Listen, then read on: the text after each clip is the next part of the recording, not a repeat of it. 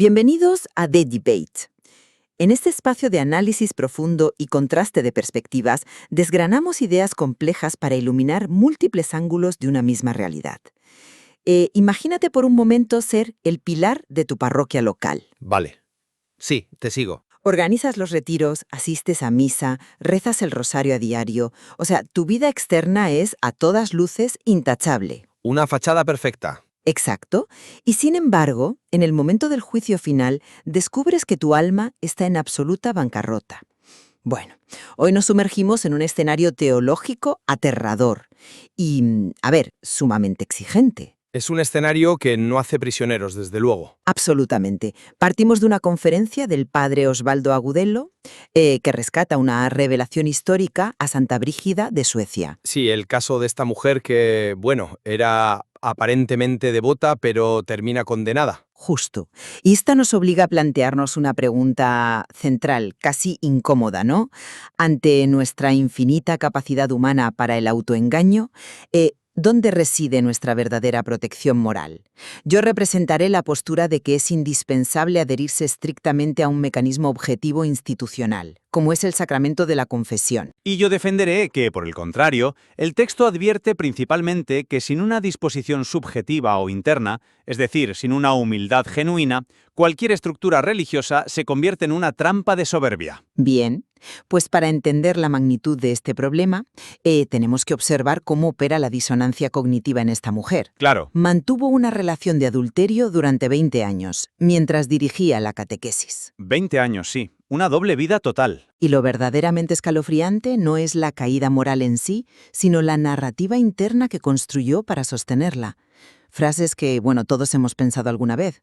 Dios entiende que lo hice por amor, o mis pecados son pequeños comparados con los de otros. O la clásica, la confesión es para los débiles, yo me arreglo directamente con Dios. Es la racionalización en su máxima expresión. Exacto. Y por eso, como defensora de la estructura objetiva, digo que la disposición interna por sí sola falla estrepitosamente. Cuando tu propio juez es tu ego, el veredicto siempre será la absolución. Ya, te entiendo perfectamente. Aquí es donde el acto físico, vocal y, humillante de la confesión opera como un dique de contención. Hay una metáfora clínica brillante aquí. El sacerdote no es un juez que emite una sentencia, es un médico, y un médico no puede curar un tumor que el paciente oculta deliberadamente en las radiografías. De acuerdo con la metáfora, pero yo abordo este asunto desde otro ángulo. ¿Adelante? Entiendo el valor psicológico de verbalizar nuestros fallos, sí, pero si nos quedamos solo en la necesidad de la estructura institucional, perdemos la advertencia fundamental de esta revelación. ¿A qué te refieres? A que el verdadero peligro que se expone aquí no es un fallo procedimental. O sea, esta mujer no se condenó por olvidarse de rellenar un formulario burocrático de la fe. No, claro que no. Se condenó por pura arrogancia. Pero la arrogancia fue precisamente lo que le impidió acudir a la estructura. Claro, pero fíjate en el clímax de esa escena del juicio. Los demonios exponen sus pecados y Jesucristo, el juez supremo, se mantiene en un silencio absoluto. Es una escena muy tensa. ¿Mucho? Y cuando finalmente habla, no le recrimina haber roto una regla del código canónico. Le dice algo demoledor. Yo no te juzgo por tus pecados, te juzgo por haberme negado el derecho de perdonártelos. Es una distinción fascinante, la verdad. Es la clave de todo, ¿sabes? Lo que condena a esta persona es su negativa a relacionarse desde la vulnerabilidad. Lucifer, en la tradición teológica, cometió un solo pecado, negarse a servir. Un acto de orgullo puro. Ya. Los humanos cometemos miles de faltas por debilidad, pero lo que sella nuestro destino no es la cantidad de caídas, sino el blindaje del corazón. Un rito sin compunción no salva a nadie. De hecho, esta mujer participaba en docenas de ritos, pero, su corazón era de piedra. A ver, veo por qué pones el foco en esa actitud relacional, pero me parece que subestimas el mecanismo concreto de cómo operan el mal y el perdón en este plano. ¿Tú crees? Sí, totalmente. En la visión de Santa Brígida, los demonios no son los monstruos con cuernos del imaginario popular. Son descritos como sombras con un libro. Entes contables. Exacto. Son entidades puramente contables. Llevan un registro objetivo. Piénsalo como una especie de tecnología blockchain espiritual. Ostras, una cadena de bloques moral. Precisamente, cada acción no confesada se inscribe en un libro mayor descentralizado e inalterable que tú no puedes borrar simplemente sintiéndote mal en tu fuero interno. Tú sola no tienes la clave criptográfica para alterar ese registro desde tu subjetividad. Ya veo por dónde vas. El acto de entrar en esa sala de la humildad, arrodillarte y pronunciar la frase jurisdiccional «Padre, me acuso», es lo que introduce la clave que arranca la página de las manos del demonio. Es muy visual. Es un mecanismo físico con efectos metafísicos tangibles. Fractura el poder demoníaco y lo expulsa. No basta con una contrición silenciosa en tu habitación, ¿eh? Hay una transacción jurisdiccional que debe ejecutarse en el mundo real. Es una analogía original, te lo concedo. Pero, a ver, me temo que esa visión casi algorítmica y transaccional corre el riesgo de convertir la misericordia en un mero contrato mercantil. No, no digo que sea mercantil. Pero suena un poco a eso. Volviendo a tu ejemplo del blockchain, para que una transacción se valide, tiene que haber fondos reales en la cuenta de origen. Claro, obviamente. Si tú acudes a la estructura de la confesión, al banco por así decirlo, pero no tienes los fondos de un corazón genuinamente arrepentido, la transacción es rechazada, el cheque rebota. Asumo que la estructura requiere un mínimo de sinceridad, por supuesto. Pero es que ese mínimo es el todo. La tradición bíblica es ajante. Recuerda la advertencia a los judíos en el Antiguo Testamento. Ya no quiero holocaustos. Soy dueño de todas las ovejas del mundo. Quiero un corazón arrepentido. Sí, la disposición importa, nadie lo niega. Entonces, ¿de qué sirve la exactitud contable, el sentarse a enumerar pecados robóticamente, si falta la esencia? Por eso se advierte tanto contra las confesiones genéricas o las mentirillas en el confesionario. Si la contabilidad objetiva fuera lo único que fracturara al demonio, bastaría con leer una lista. Pero la compunción real, el abandono absoluto del orgullo, es la condición indispensable para que el sistema opere. Vale, de acuerdo, el cheque necesita fondos. Pero, y aquí entramos en otro punto clave, si nuestra brújula interna está tan fácilmente corrompida por el orgullo, tenemos que preguntarnos ¿de dónde surge este nivel de autoengaño? Buena pregunta. ¿No ocurre en el vacío? Entiendo por qué piensas que la disposición interna es suficiente, pero permíteme ofrecerte una perspectiva distinta basada en el texto. El entorno está diseñado para engañarnos subliminalmente.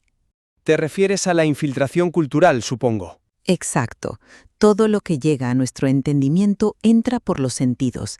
No somos individuos aislados fallando por nuestra cuenta, estamos bajo un asedio constante. La charla menciona, por ejemplo, los conciertos masivos de artistas como Taylor Swift o Bad Bunny. Sí, recuerdo esa parte. Y es revelador si entendemos el mecanismo psicológico. Cuando saturas los sentidos con frecuencias de graves brutales, luces estroboscópicas rojas, fuego y una multitud gritando, esencialmente estás apagando la corteza prefrontal del cerebro. El área responsable del juicio moral y la lógica. Exactamente. Al apagarla, dejas a la persona en un estado de pura receptividad emocional, casi anestesiada. El pensamiento crítico desaparece y el inconsciente absorbe el mensaje de rebeldía, egoísmo y desorden sin oponer resistencia.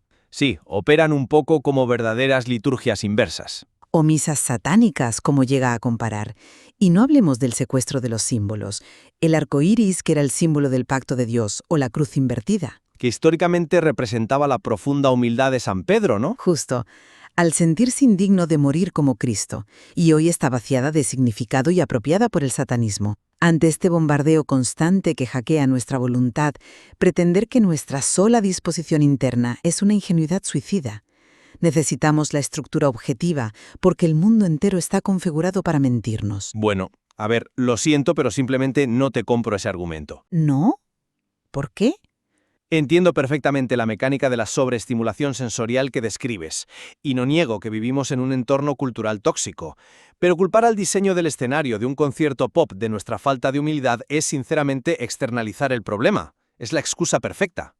No es una excusa, es un factor agravante muy real. Pero de hecho, el caso que estamos analizando ofrece un contraargumento letal a esta idea de que somos meras víctimas anestesiadas por el entorno subliminal. A ver, ilumíname. ¿En qué sentido? Piensa en la escena del retiro espiritual organizado por la mujer del relato. El escenario es literalmente el opuesto a un concierto de Bad Bunny. Ella misma diseñó ese entorno. Está en un ambiente de recogimiento sagrado, de silencio, sin luces estroboscópicas. Bueno, sí, es un retiro. Ir a 8 sacerdotes sentados confesando a 10 metros de distancia. El asedio cultural ahí es cero. Incluso a nivel espiritual se describe que su ángel de la guarda le suplica de rodillas y los demonios se apartan aterrorizados porque saben que un segundo de humildad destruiría 20 años de su trabajo.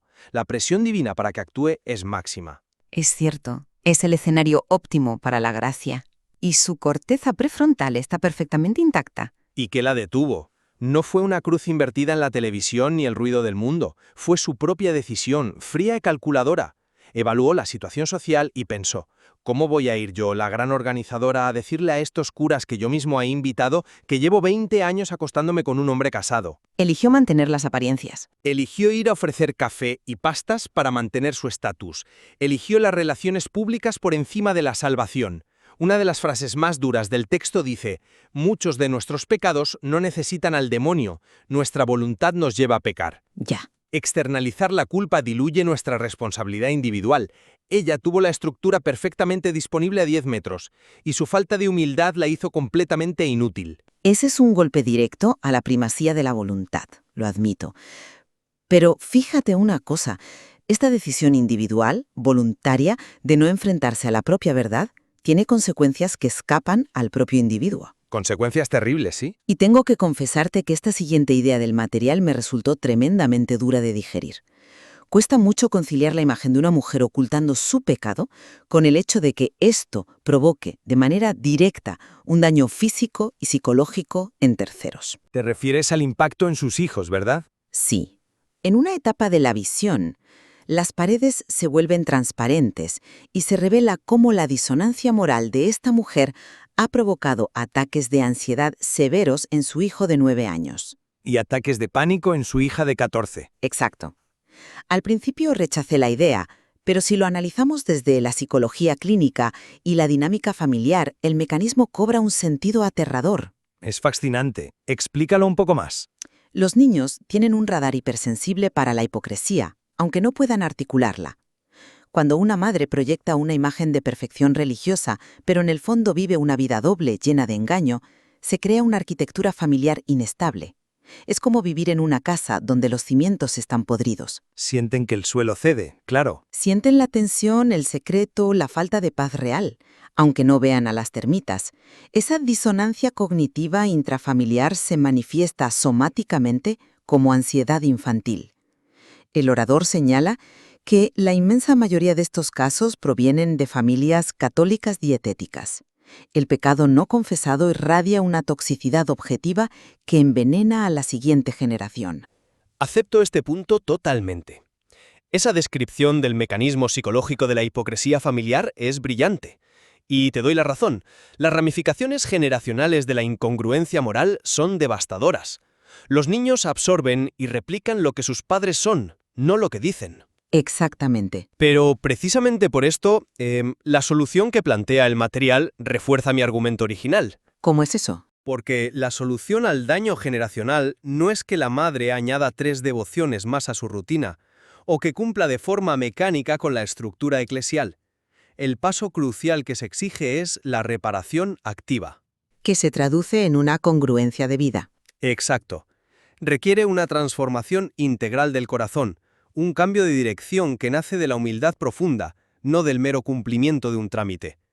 Si esa hija de 14 años ve a su madre rezar el rosario, pero luego ve cómo destruye a sus vecinas con críticas, el acto religioso no solo es inútil, es activamente dañino. Asocia a Dios con la falsedad. Totalmente. El material es implacable con esto. Narra cómo a la mujer se le queman los labios y las manos en la visión, porque con las manos tocaba lo sagrado y con los labios rezaba, pero su corazón estaba envenenado. Es una imagen muy gráfica de la fractura entre la acción y el ser. Mucho. Un rosario colgado en el espejo retrovisor del coche o una Biblia familiar abierta en el recibidor de casa como si fuera un amuleto no engañan a nadie. Como dice el texto con una ironía aplastante, el coche va al cielo, pero tú vas al infierno. ¡Qué duro! Conocer la estructura eclesial y usarla como una fachada de respetabilidad es el mayor peligro moral que existe. Y lo subraya con la sentencia divina final: las intenciones salvan al ignorante, pero tú no eras ignorante. Usar el conocimiento para construir un pedestal de soberbia es la verdadera condena. Esa frase, tú no eras ignorante, resuena como un mazo. Es decir, el conocimiento nos quita la excusa y nos deja frente a frente con nuestra responsabilidad. Llegados a este punto, viendo cómo hemos diseccionado este material, creo que queda clara la magnitud del desafío que plantea. Desde luego que sí. Desde mi perspectiva, lo que se evidencia es que el ser humano es demasiado frágil y su mente demasiado astuta para dejarse a solas con su propia conciencia. Sometidos a nuestras debilidades y a una cultura que, como hemos visto, anestesia nuestro juicio moral, necesitamos un ancla externa e inamovible. La confesión. Sí, esa confesión brutalmente honesta, el acto de arrodillarse, romper la barrera del sonido y exponer la fealdad de nuestros actos ante un representante físico. Creo que es la única quimioterapia efectiva contra el cáncer del autoengaño. Y desde la mía, yo diría que tu ancla externa solo funciona si el barco quiere detenerse.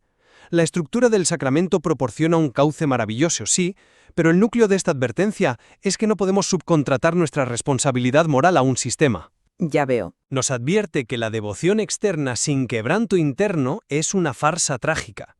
Nos muestra que es posible estar físicamente a 10 metros de la salvación, rodeado de sacerdotes y sacramentos, y aún así, elegir el infierno simplemente por no pasar la vergüenza de admitir quiénes somos realmente. Es un debate fascinante porque expone una de las grandes paradojas de la condición humana, la tensión entre lo visible y lo invisible, entre el rigor de nuestras acciones y la autenticidad de nuestras intenciones. No es un rompecabezas que podamos resolver hoy con una simple fórmula. Y no creo que deba resolverse con una fórmula, la verdad.